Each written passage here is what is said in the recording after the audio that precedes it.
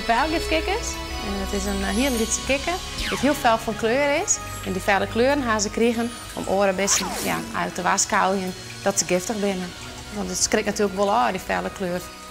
Haar onder hun hoed gif zitten. Wat ervoor zorgt dat ze daardoor die namen krijgen. Want de naam pijlgifkikker gaan ze krijgen. Omdat in Colombia, daar binnen Indianen, en die broeken het gif van de kikker, smazen hun pijl mee in en dan gaan ze jaaien op het bessen. Ze komen het gif omdat ze in de natuur insecten eten die het giftige stoffen hebben.